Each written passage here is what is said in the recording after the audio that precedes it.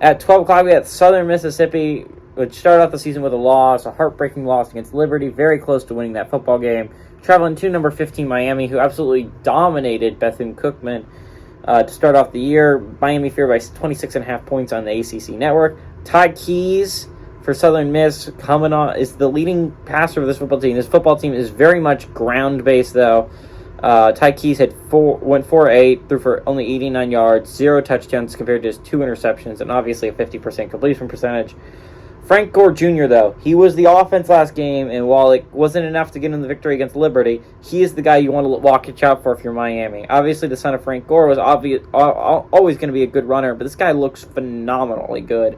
He had 32 carries last week for 178 yards and 2 touchdowns, and then Jacarius Caston through the air. He ended up having 2 catches for 54 yards. Miami, on the other hand, at quarterback has Tyler Van Dyke. And Tyler Van Dyke is looking at as possible first-round pick. There's a lot of players that are honestly being looked at as possible first-round picks. Anthony Richardson from Florida, let's go Gators, but he threw his hat in the ring the other day with his absolutely insane performance against Utah. And so it's going to be really interesting to see the battle between who's going to be picked in the first round between Bryce Young and C.J. Stroud and Tyler Van Dyke and Will Levis and Anthony Richardson. And even Hendon Hooker could get his name up there if he plays well for Tennessee this year. Henry Parrish Jr., Tyler Van Dyke. I don't think I mentioned it. He went 13-16 last week, threw for 193 yards, 2 touchdowns and 0 interceptions, and had 81.3% completion percentage.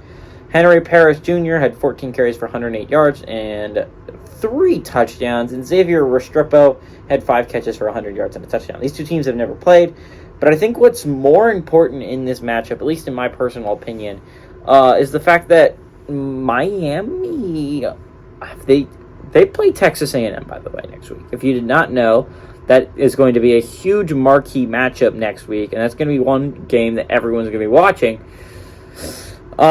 But I think the interesting thing is if Southern Miss could give them a fight here, they don't even have to win, but that could really help Texas A&M next week. Obviously, if you're Miami, you would like to get off to a hot start, get a huge lead against Southern Miss, and be able to sit your starters for the rest of the game so that you don't end up hurting yourself.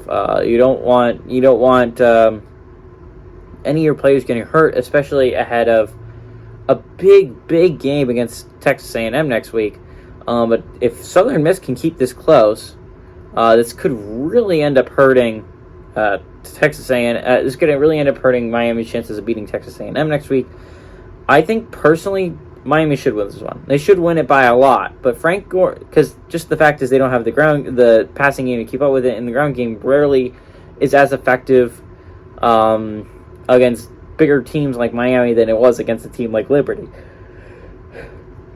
And obviously, I don't think Ty Keys has the passing acumen to actually make Miami worried. But to be fair, we've seen upsets like this before. I think Miami wins this one. I think they win it by a lot, and I think they cover the 26.5 point spread.